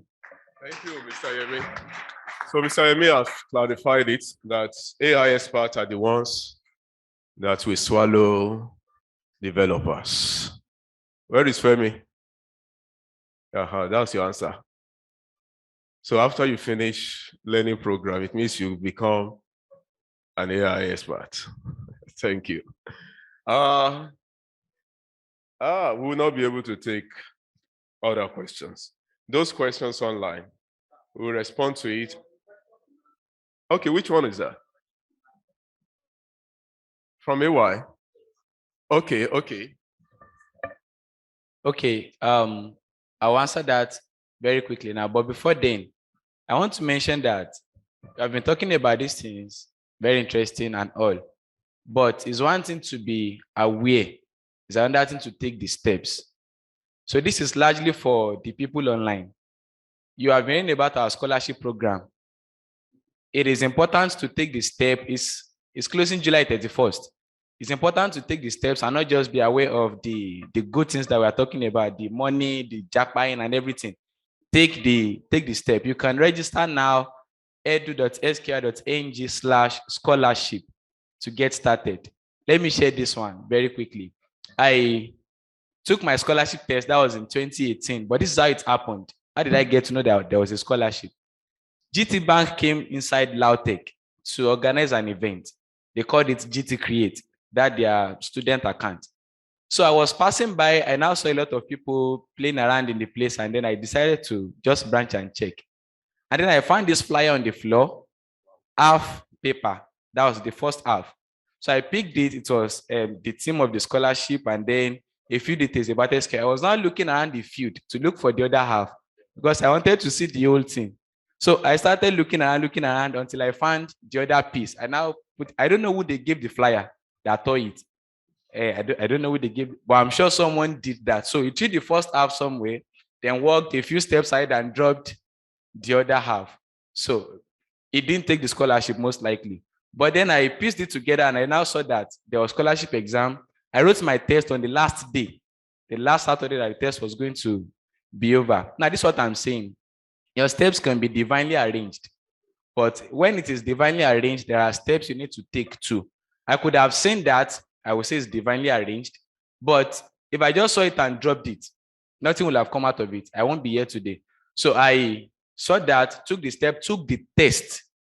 Well, I got a relatively high percentage, and that cut off a large amount of the money. What's your percentage?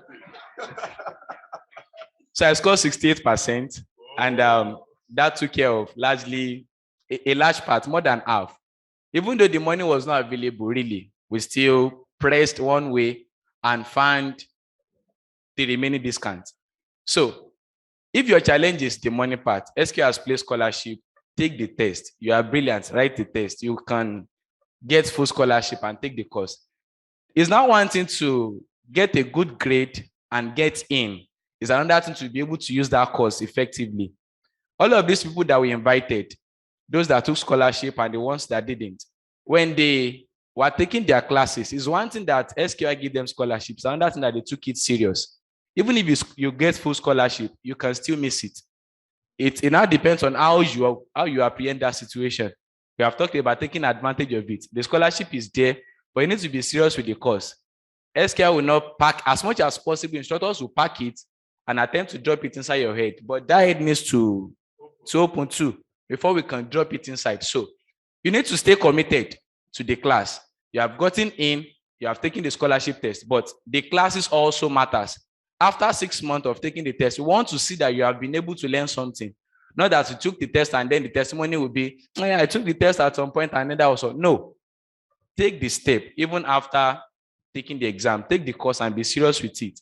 When you have assignments, work on assignments. It pains me when I see people that have full support, like people who are willing to support you and then you are doing the course left and right, somehow. There are a lot of people that want that opportunity to take the course, but due to one reason or the other, they are unable to. So when you find yourself here, utilize it to the maximum. Your instructors are there, resources are there, your student portal, classes, light, everything. There is no challenge, there is no excuse. It's important that we take hold of that. So that was just by the way. To answer the question now, how do you position yourself for that kind of shift? Mr.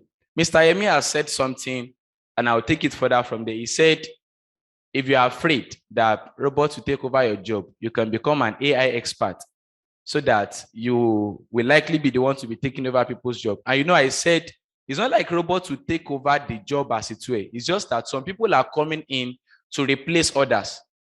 So I said the right way to make yourself available, even when that is happening, is proper positioning. If you position yourself in a proper way, you will not be left out. He now asks that, how do I position myself? So how do you do that? Is one word, is to learn what is relevant. That is it. If what is available now is what seems to be taking over people's job. You can shift into that by learning it. I gave example of banking. Those cashiers that they let out because of the developers, if they choose to learn software engineering, they will come back to the same bank and then still take over some other people's job. That's how it is. So what you do is to just learn what is relevant. And trust me, SQI courses is built in such a way that you can't miss out. This is it. We refactor the curriculum every time to fit the industry. So if you find out that where you are going in this industry, this is the thing that is taking over that you need to learn from your classes, you will be aware of it and you will learn it. Your own is to now partner well with SQI to do the learning. So stay committed with your classes. You will learn what you need to learn and you will not be left out. When a new technology comes up and it is verified, because we don't just move to any new technology like that, it's verified that this needs to be learned. Trust me, you will be taught. Your own is to just learn it. Now that it's observed that you need to learn artificial intelligence and all, the classes are included. So if your interest is along that line, you don't want to be left out, you want to build robots, artificial intelligence and all of that, you can just learn what is in vogue. You just learn what is relevant.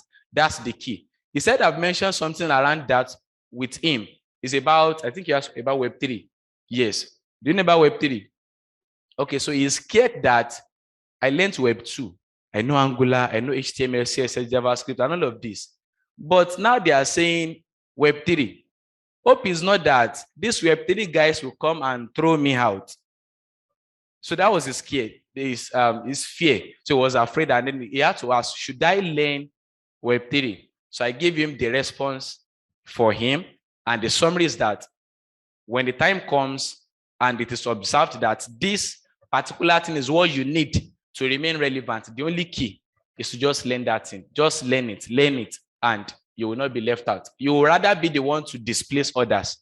If Microsoft says they're inventing, sketch to code, you just sketch it and then they produce something with it. If Microsoft invented that to replace HTML developers, you can step up. There are things that sketch to code will not be able to do. And you can learn the things that can even create sketch to code. That is it. Just learn what will keep you relevant. Don't stay at home and then keep sleeping all day. I learned HTML and that. So no, it's an evolving industry. It keeps evolving every day. So just stay involved. And last thing is that there is the SQI community to keep you informed of these things. So you may not be aware. You didn't come across it on Twitter, but stay connected with the community. You will find out. If you are connected with the community, will tell you, okay, so this is the new thing that you need to learn. And then you move into it. So that is it. Thank you. Yes. Please do that. You see something? I'd like to add something, just little things to what you said. Okay, another thing that helps in tech that I've noticed is punctuality too. Sometimes when you are coming to class is supposed to start 8:30. You're coming by 9:30. And you'll be, walking majestically inside the class. Now, they've said a lot of things. Even 1 minute thing can actually change your life in that class, but you've missed it. And if you're not asking, Tommy, some class, what did they say? The person will not be able to give it directly the way the person was giving it, your instructor was giving it. So please, let's learn to come to class early. Make sure you're at the front seat. Make sure you don't miss any single information in class, because you can never tell which of those information is going to actually help you. Exactly. And one thing is, we give up too easily too. Probably you're having an issue and you're trying to fix it, and can you tell me, I'm just tired, I cannot do it again, I cannot come and kill myself, I will look for another means. No, that still is something that kills youth these days. We don't want to stress ourselves. We are looking for easy way to things, and you need to work hard for it. If you don't work for it, you will not know the value. Exactly. There are some things that then my parents give me, I'll just use it anyhow. But now that I'm paying for it, I understand what it is. If you don't work hard for some things, you will not value it. So if you are okay, this thing I cannot see. Once you have issues like that and you don't give up, when you later get it, the joy you have is something that you'll be so proud of. And you'll be able to tell people that I've been at this stage, I did this and it worked for me. But youth these days, we just feel going with the trend of things. God, when, you'll be shouting God, when, and you're not putting effort. It won't work, to be sincere. You will see this one, God, when, and so we need to put in our effort. Let's be committed. Let's be consistent. Don't let us give up. Let's keep pushing. And I believe it will pay out. Yeah, put your hands together for that. Tabitha said you should all sit down at the front in the class. If you meet somebody on that seat, sit on his head. Is that important to sit at the front? She has spoken from a well of experience. And as we close this, let me just introduce those who are at the table once again. So leave. Tabitha is a developer at Edosia. A software with over, I think, currently 12,000 users. Mr. Favor is a team lead developer at Edosia. Mr. Favor, as simple as he looks, sits down with bank managers to discuss and negotiate partnership. Sit down, professor calls him to ensure some things goes on fine. He has worked with a company in the, is it UK or US, that female in the UK. He walks past you with his small shirt. He doesn't look like an expert. Does he look like an expert? He doesn't look like an expert until he passes by. But today, now you know, when you see him, bill him. Bill him in knowledge, not in money, in knowledge. Thank you for coming today.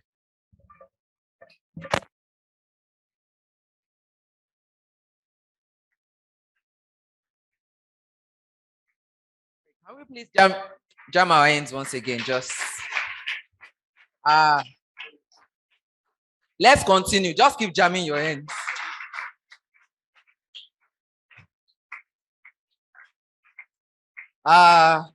Good day once again. Our time is fast spent. I'm well aware. Yes.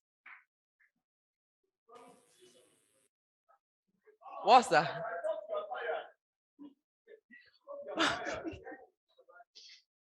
The what? The theme. Don't worry, we'll pass more information across. Director.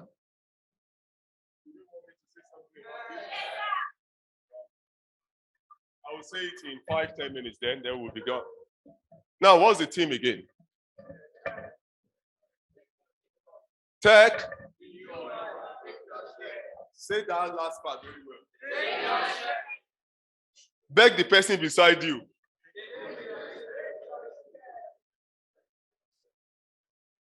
Make we no finish am for you. So anyway, when we were growing up, if you are thinking of the best job to do, it is to work at an oil and gas company. Those are the topmost company, oil and gas. They are the richest, they are the wealthiest, their staff are the biggest. Now, as time goes on, we began to realize that what makes oil to be valuable is because oil empowers us in a way. Oil powers our generators, right? Oil powers our cars. Oil powers our engine. Just for the fact that oil provides those power, it makes it so valuable and anybody that is attached to it. Now, tech today, why we call it the new oil is because it also powers. But it doesn't just power engine and cars. Tech powers everything. Tech powers, it powers you. In your pockets. You don't need to have a car. Everyone is powered by tech today. You take JAMB exam, you are powered by tech. Your computer is powered by tech.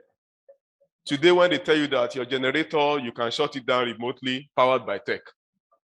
So because tech powers more than oil, it makes it even a bigger oil, or let's say it gives it a bigger value. Are you getting what I'm talking about? Now, for oil, it was possible for people to monopolize it and say it belongs to us alone. That is why we could not enjoy the value of oil in Nigeria. We could not be like Dubai. All right? You cannot be like Saudi Arabia, all right? Because a few can monopolize it, and it has been monopolized. It doesn't go around. I remember during the days of our own fathers, they were open that one day this thing will still go around. My own father is gone now. I am now a father. It has not. But for tech, as big as it is, it's when you are ready. No single person can monopolize it. When you are ready, just step outside there and take your own share. Are you getting what I'm talking about? And you can take as many as you desire. As many, as much as you want. Just take your own share. That is something sweet about tech. Location doesn't matter. As long as you have internet connectivity, wherever you are, you can take your own share. Now, when I was having this interview on the radio, the presenter asked me this question that, like, how do we cut our share? And he said, some people will want to use knife. Some will want to use cutlass. Some will want to use small spoon. Some will bring party soup. So it depends on you. It depends on the skill you have. That will determine the level or the amount of share you can take from it. So it depends on you. I will make it brief like that.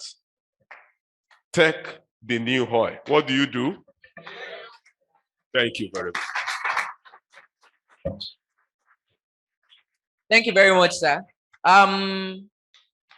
Oftentimes when we hold these kind of programs, as much as possible for me, it feels like we should just hold it throughout the entire day and just pause lectures because of the powerful things that we get. Maybe one of these days we'll compile them into a book.